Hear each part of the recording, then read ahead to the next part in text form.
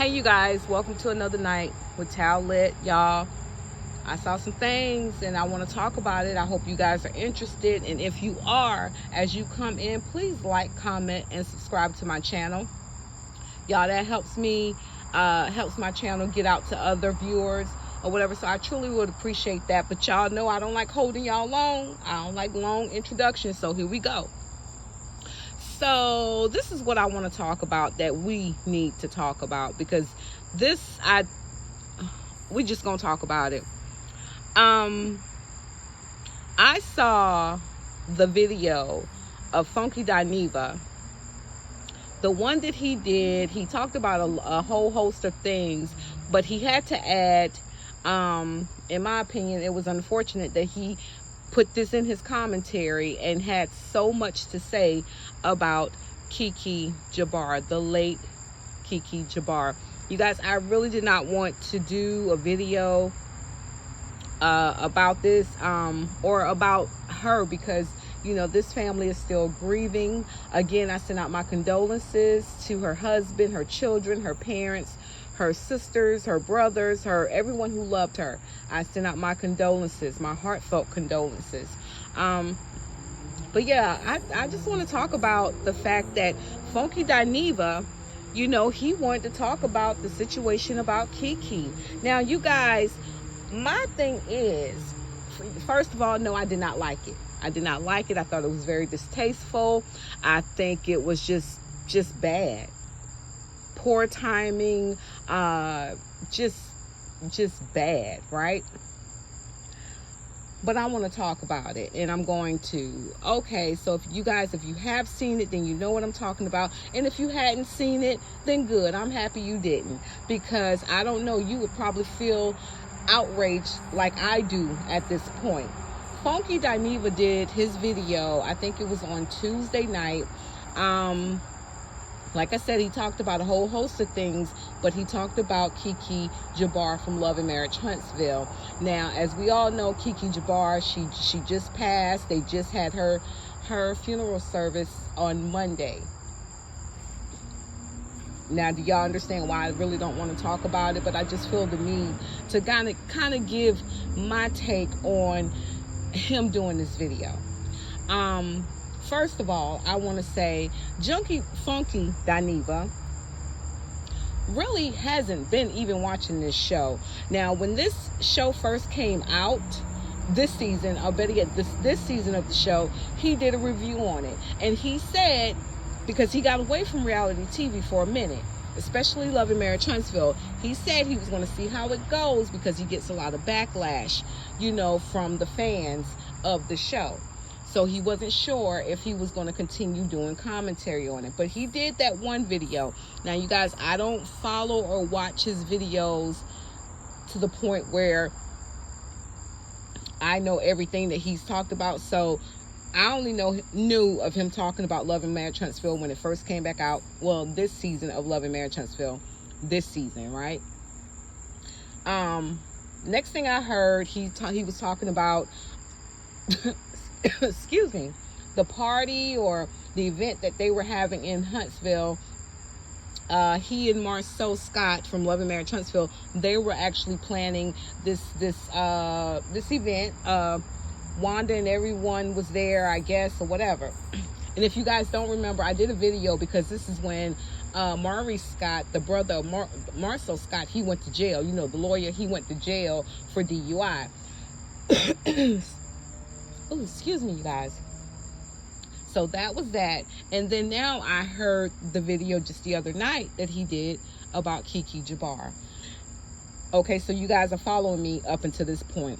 Okay, my thing is this right here. For one, he said a lot of things that I definitely don't agree with. Like I said, his timing was off.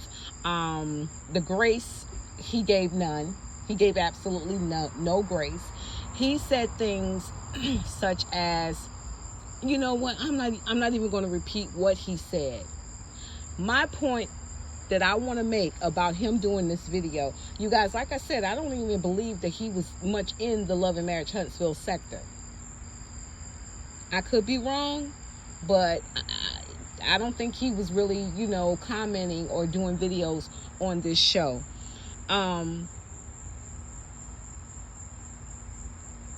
Y'all bear with me, I'm just trying to gather my thoughts. What I want to say is this. Let me calm down. In my opinion, I think Funky Dineva did this video, said these things, or put Kiki in that video just to garner more views, clicks and views. Now, granted, he has a large following, but I think he only did it just to get more traffic his way. The reason why I say this is because for me, and I think I've said this in other videos, I look at patterns with people, right? I look at patterns with people, and that's how I kind of get to know a person, whether I met them or not. I just look at patterns. Now, Funky Dineva, he was on Fox Soul. That show has just recently been canceled.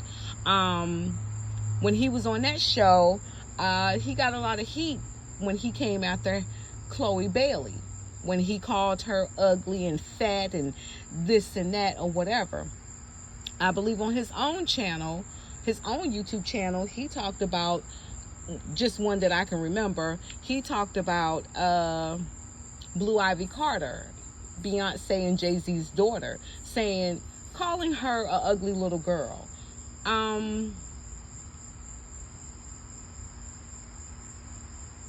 I said what I said about that when I first heard him say that. He was dead ass wrong for that. He was dead ass wrong for Chloe Bailey. And he's dead ass wrong for saying what he said about Kiki.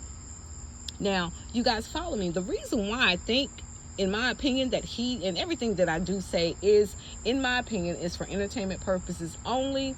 But I think that he says these things, just like I said, just to get more traffic his way. He does something, or he speaks on a topic that everyone is talking about, the majority of people are talking about, and then he goes on a tyrant over it. He goes off and he just says all kind of ugly, foul things. You guys, I don't like things like that. I don't like people who do that. Funky Dineva has been extended grace. People have extended him grace, right? Because I've been watching him for a few years now, and I've seen him go off the damn deep end. And for him to come and talk about this subject, Kiki Jabbar, now that she passed, they just had a memorial service for her on Monday. This lady has young children. She has a husband. Kiki was young herself. She was only 42 years old when she passed. And to assume that she passed from whatever he said, and I thought that was even in poor taste. That was definitely in poor taste, because we don't know. Only people who truly know what happened to Kiki is her immediate family. And my thing is this right here: if they said it was CO2, carbon monoxide poisoning, I'm gonna run with that. I'm sticking with that. So for him to assume and insinuate that it could have been something else was just wrong. And for me, it was heartbreaking. Let me tell you something. Look, I know he's talked about not having his family, not living with both of his parents. Both of his parents are deceased. Well, both of my parents are deceased too. And more recently, I lost my mom almost 8 years ago. And I was an adult when I lost my mom. So to hear anyone, if anyone was to say something harmful or against my mom, even now, because I knew my mom, right? I would definitely have a problem with that. I would definitely have a problem with that. And keep in mind, you guys, everyone grieves differently. I get it. That's true. And the way he speaks of his parents or whatever not longer being here, I'm not going to say that he doesn't love them or he doesn't miss them. But it kind of seems like he really is okay. Like, and I get it. Like I said, people grieve differently. I miss my mom every day. Every single day.